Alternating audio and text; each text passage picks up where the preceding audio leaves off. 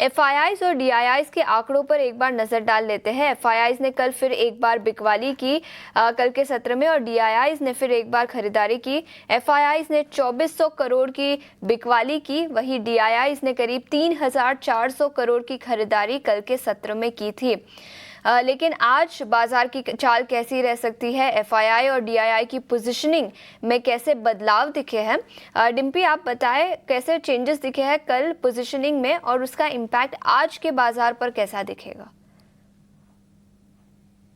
देखिए, कोई खास मेजर चेंजेस नहीं हुए हैं शीशा मार्केट्स के अंदर। अगर आप कुल मिला के निफ्टी और बैंक निफ्टी को भी देखें, कल बिल्कुल शांत था। उससे पहले छुट्टी और उससे पहले भी शांति ही थी मार्केट के अंदर, और आज का दिन भी कुछ खास बड़ा होने नहीं जा रहा है।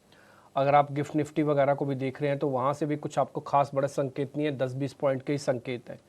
ऑलरेडी आप वीकेंड पे हैं, आप ईयर एंड पे हैं, आप एक्सपायरी एंड पे आ गए थे, तो सारा एंड ही एंड है। तो अब आप नए साल में कुछ नए ट्रिगर के साथ ही कामकाज करेंगे। मेरा ऐसा निजी तौर पर मानना है कि 30 तारीख और 31 तारीख को भी मार्केट थोड़ा डल रहेगा। तो आज फ्राइडे के सेशन, अगर ये बात आपको पता है कि 30-31 को मार्केट डल रह सकता है, तो फ्राइडे के सेशन में कौन होगा जो बड़ी पोजीशंस लेगा। एक और बात, अभी आप जो स्क्रीन पर देख पा रहे हैं, इसमें 86,000 करोड़ का इंडेक्स ऑप्शंस का सेलिंग का नंबर आया है। कहने का मतलब जब जब इंडेक्स ऑप्शंस का सेलिंग का नंबर आएगा, मार्केट को चलने में तकलीफ होगी। बात मैंने कल भी आपके सामने रखी थी और बैक टेस्टेड फॉर्मूलेज की तौर पर भी आपको बताया था। तो मेरे को लगता नहीं कि बाजार के अंदर कोई खास बड़ा मूव है, किसी तरह का कोई मेजर चेंजेस डाटा के अंदर दिख नहीं रहा। ना ही मेरे को एफआईज की होल्डिंग में कोई मेजर चेंजेस दिखा, है ना, और ना ही रिटेल की होल्डिंग्स में, ना ही डीआईज की होल्डिंग में जस की तस है। रिटेल के पास करीब 65 से 67% के आसपास की लॉन्ग होल्डिंग्स है, डीआईज के पास 48% और एफआईज के पास करीब 23% के आसपास की लॉन्ग होल्डिंग्स है, 23 से 24% के आसपास की। तो कुल मिला के बाजार अभी पूरी तरह से एक सीमित दायरे के अंदर है। किसी तरह का कोई मेजर चेंजेस हम एक्सपेक्ट नहीं करते, और ना ही आपके पास ट्रिगर है। चलिए मैं ही आपसे अगर पूछ लूँ पलट के कि आपके पास क्या ट्रिगर है मार्केट में, तो आप 3 ट्रिगर नहीं गिनवा पाएंगे।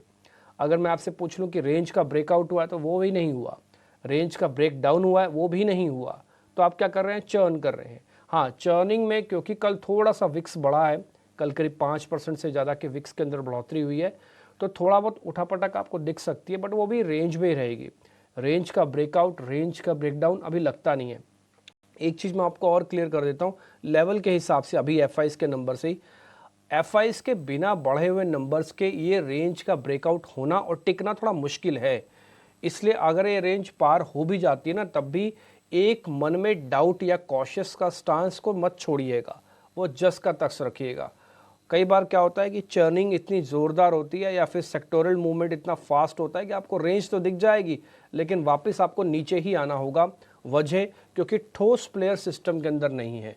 तो इसलिए ये लेवल्स अभी मैं आपके सामने रख दूंगा निफ्टी के, बट फिलहाल एफआईज की तरफ से कोई एग्रेशन नहीं है, और मेरे को लगता नहीं 1 से 2 दिन बाद तक कोई एग्रेशन अभी आएगा। बिल्कुल, तो ये नज़रिया एफआईआई और डीआईआई की पोजीशनिंग में ज़्यादा कुछ चेंजेस तो नहीं दिखे।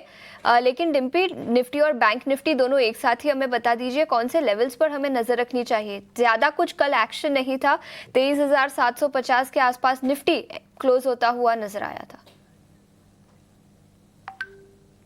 देखिए, जब हम नई सीरीज़ के अंदर एंटर किया ना शीशा, तो हमारे पास 4,46,000 कॉन्ट्रैक्ट है।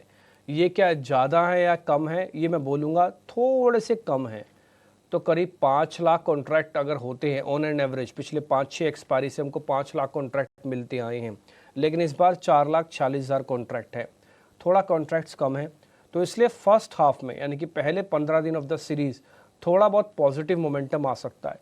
I repeat my self, data के अंदर कुछ कुछ पॉइंट्स ऐसे भी हैं जो आपको एग्रेशन शो करते हैं, आपका ये बताते हैं कि आप बायसनेस अपना पॉजिटिव रखें। आप इस जो भी डिप आते हैं उसका इस्तेमाल करें, डिप नहीं आते ना तो कोई बात नहीं, आप फिर भी थोड़ी बहुत पोजीशंस ले सकते हैं, बट रिग्रेसली स्टॉप लॉस के साथ। अब मैं आपके सामने निफ्टी के डाटा रखता हूँ। 4,46,000 कॉन्ट्रैक्ट मैंने आपको बता दिए, 42% का ओपन इंटरेस्ट हुआ कल, फ्लैट नंबर्स है। ये जो ओपन इंटरेस्ट एडिशन हो क्या है, ट्रांसफ़र हो क्या है, ये इंडिकेट कर रहा है कि बाजार अभी नीचे नहीं जाएगा। तो आपको क्या करना है? 23,500 का स्टॉप लॉस लगाना है। सर यहाँ पे प्लस कर लें, हाँ कर सकते हो। छोटा मोटा डिप मिल जाए, कर सकते हो। आपको इतना ही प्लस करना है जिसको आप झेल पाओ। कितने स्टॉप लॉस के साथ? 23,500 के स्टॉप लॉस के साथ। एक stop loss back of the mind अपने माइंड में ज़रूर रखना, वो पैनिक लो है। I repeat my self, number बताने से पहले, वो पैनिक लो है, वो है 23,300 का। वो तभी लगेगा जब बाजार में कोई पैनिक आएगी, कोई खबर आएगी, कोई नेगेटिविटी आएगी, तभी होगा। अदरवाइज इस तरह के डाटा के साथ वो नहीं आएगा। तो 23,500 आपका स्टॉप लॉस हो गया। छोटा मोटा डिप मिले आप उसको प्लस कर सकते हो। और ऊपर जाते समय पहले 23,800 पे, अब बोलेंगे तो बहुत पास है, 50-60 पॉइंट पर आते ही 800 आ जाएगा। यस, एक बार 800 पार हो गया तो फिर 100 पॉइंट और चलेगा, 900 तक जाएगा बाजार। आप चाहें तो 900 में प्रॉफिट बुक कर लो। 900 पार हो गया तो फिर 24,000 तक जाएगा बाजार। बोले सर ये क्या बड़ी, ये तो आसान सी बात है बताना। आसान सी बात नहीं है बताना, क्योंकि 24,000 तक आप रुक रुक के चलेंगे। 24,000 आने पर ही आपकी रियल टर्म्स में शॉर्ट कवरिंग शुरू होगी। 24,000 तक देख लेना, आपके पास एफआईज भी बहुत ज़ोर से नहीं आएंगे। तो पहले ये 100-200 पॉइंट की जो जर्नी है, इसमें गाड़ी थोड़ी स्लो स्लो चलेगी, फिर फास्ट होगी नहीं होगी तब की तब देखेंगे। फिलहाल तो 24,000 अपना थोड़ा माइंडसेट इस तरह से बना के चलना कि हमको हर 100 पॉइंट पे एक रेजिस्टेंस मिलेगा और यहाँ से करीब 200 पॉइंट नीचे एक सपोर्ट है। ये मैंने निफ्टी के लेवल्स बता दिए। ऑप्शंस के ट्रेडर्स को थोड़ा ध्यान रखना, जब आपको अपॉर्चुनिटी मिले ना पुल बैक की और स्ट्रॉन्ग पुल बैक की, तभी कॉल्स को प्लस करना, नहीं तो ऐसे ना आपकी टाइम वैल्यू और पैसा दोनों खराब होगा। तो इसलिए ऑप्शंस वाले थोड़ा रिग्रेसली आराम से देख के काम करना। मौका मिलेगा तो हम भी आपको ऑप्शंस के ट्रेड आज ही बताएंगे और कल परसों मंडे को भी बताएंगे आपको, जैसे भी हमको ट्रेड समझ में आएगा। तो ये निफ्टी का व्यू पॉइंट है। आशीष, आपने बैंक निफ्टी के बारे में पता किया तो मैं वो भी बताता हूँ, क्योंकि bank Nifty one day before he शुरू हो गई थी। तो बैंक निफ्टी के हिसाब से भी अगर आप देखेंगे तो जो हम इसका कॉन्ट्रैक्ट है, क्योंकि इसकी भी एक्सपायरी 29 जनवरी को है, इसमें करीब 1,43,000 कॉन्ट्रैक्ट है। होने चाहिए थे 1.5 लाख, तो 7,000 कम है, उसमें करीब 30-40,000 कम है। तो अभी गुंजाइश है बैंक निफ्टी के भी चलने की। बायसनेस अपना पॉजिटिव रखना और आप इसके अंदर भी ट्रेड ले सकते हो। कल भी 51,000 के ऊपर ही बंद हुए हैं, 62 पॉइंट प्लस माइनस हो रहा है। तो आपको एक काम करना है, इसके अंदर 50,800 का एक स्टॉप लॉस रखना है। तो पहले भी आप रख चुके हो, छोटा मोटा डिप मिल जाए तो और अच्छा है, नहीं मिले तो यहाँ से भी प्लस कर सकते हो। पहला टारगेट 51,500, दूसरा टारगेट 51,800। कल का जब हाई लगा था मार्केट का तब 51,740 का हाई था, यानी कि 51,800 राउंड फिगर में पकड़ के चलो तो आप। तो 51,500 और 51,800 दो रेजिस्टेंस रहेंगे और 50,800 आपका सपोर्ट रहेगा। बताने के लिए कुछ ज़्यादा है नहीं, क्योंकि डाटा में कुछ चेंजेस है नहीं मेजरली। तो आप नई सीरीज़ के अंदर एंटर कर रहे हो, बस इतना ही ध्यान रखना, सीरीज़ के अंदर जब एंटर करोगे वॉल्यूम को कम रखना। हो सकता है मौके आपको आगे मिल जाएं या और बेहतर करने के मौके भी मिले, इसलिए कम वॉल्यूम के साथ आप ट्रेड करना चाहो तो आप इसमें ट्रेड कर सकते हैं। ये बैंक निफ्टी भी हो गया। ऑप्शंस ट्रेड के अंदर बैंक निफ्टी के अंदर ज़्यादा ऑप्शंस वाले एक्टिव रहे, क्योंकि उनके पास एक ही स्ट्राइक है और प्रीमियम काफ़ी अच्छा है। एक्सरसाइज प्राइस करीब 900 का है, 900 रुपये तक का है, तो आपको अच्छा स्विंग मिल जाएगा। बैंक निफ्टी के अंदर आओगे ना, वहाँ पे वीकली अभी भी पड़ी हुई हैं, तो छोटे छोटे प्राइस होते हैं, एक्सरसाइज प्राइस होते हैं, वहाँ से आपको खेलने को तो मिल जाता है लेकिन पैसे नहीं बनते। लेकिन अगर आप बैंक निफ्टी के अंदर आएंगे ना, वहाँ पे एक ही स्ट्राइक है और वॉल्यूम एक्सरसाइज प्राइस भी ज़्यादा है, तो वहाँ पे आप 1 घंटे में फ्री हो सकते हैं। बट थोड़ा रिग्रेसली स्टॉप लॉस के साथ करना, स्विंग काफ़ी फास्ट होते हैं। ये कुछ पॉइंट्स हमने आपके सामने रखे। वैशाली पारिक, देवांग शाह भी मेरे को स्क्रीन पर दिख रहे हैं, उनका भी जरा करते हैं स्वागत।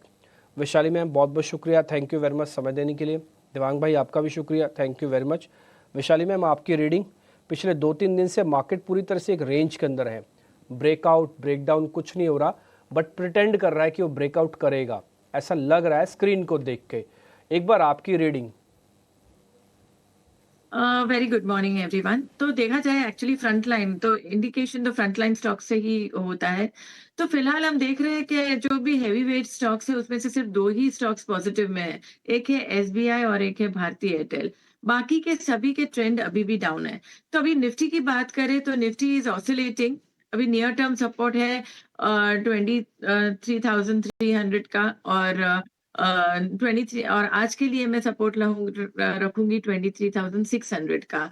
सो अनलेस एंड अनटिल ये 23,900 को क्रॉस करे और सस्टेन करे तो हम 24,000 की उम्मीद रख सकते हैं। तो नैरो रेंज की ही अभी तो फिलहाल मूवमेंट चल रही है। और बैंक निफ्टी ऑल्सो 50,800 का ब्रॉड बेस सपोर्ट बन चुका है। आज के लिए हम 51,000 का सपोर्ट लेंगे और 51,850 को क्रॉस करना आवश्यक है to get into a further trend. So इसी अनुसार हम मेजर इंडेक्स की व्यू बनाते हैं।